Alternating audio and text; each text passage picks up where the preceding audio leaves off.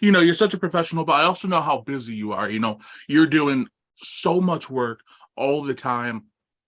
I'm curious about your schedule with WWE, how that looks, because I know sometimes you have to fill in for Raw Talk and SmackDown Lowdown when Jackie Redmond isn't available or Matt Camp Sure, isn't sure. available. So what does your schedule generally look like with WWE? Like, are you on call oftentimes? Do you have a rigid schedule? How does that work? Well, by the way, taught Matt and Jackie everything they know. I don't want to brag.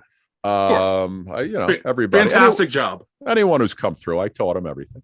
No, well, I have two set days that I go to WWE that I don't think I've missed those days in 14 years. When you talk about showing up every day. So I go on my vacations from Tuesday night to Sunday. I never miss. So what I do is I go in on a Monday morning, and when things change with Friday Night SmackDown, so SmackDown airs on a Friday night. I go in on Monday.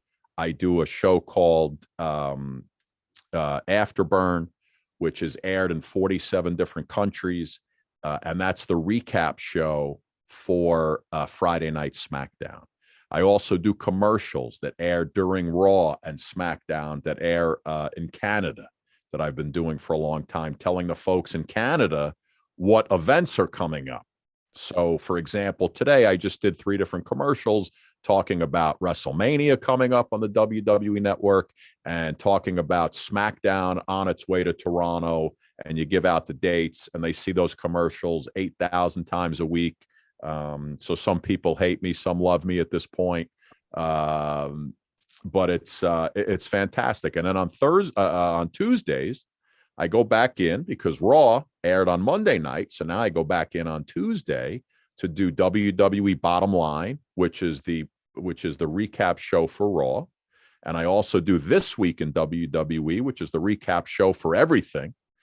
And everything in between. The week of a pay-per-view show, that Tuesday, I'll do the All Access show, which airs on all the cable and satellite systems, which is a preview show, telling people that they could buy the program and who's coming up and what time and so on and so forth.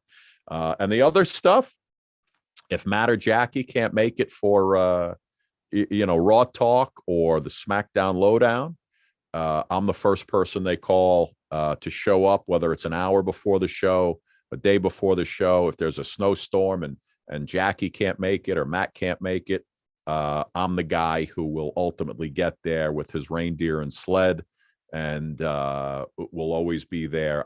It's like every time I show up, I say Stanford Insurance Company is on the job. I'm the insurance guy. So when things when some people can't make it, I'm the guy who shows up and gets it done. That's fantastic. I'm guessing you live at least fairly close. That way you can get there short notice if need be. Yeah, I'm about 40 minutes from Okay. WWE headquarters, which I think I'm the closest as far as on-air talent to WWE headquarters. So it's and again, I'm one of those people that I hate to let anybody down. I hate to give up an opportunity to come do the shows. So like I said, it's been 14 years of reliability and loyalty, I guess you could say, which is something that they take very seriously. And anytime I'm working, it's listen, what we do, we're not curing any diseases, so it's fun, and we goof around, we have fun. And but like I said, the people who work on the shows that I do, how no matter how big or how small, those shows are most important to the people working on them, right? So somebody took the time to write the show, to grab all the footage of the show. So you want to make it where it's as you're shooting, no show is a throwaway show. Each show while you're shooting it is the most important show that you're shooting at that time, and the producers will really appreciate your effort, and their effort, that you appreciate the effort that they put into it.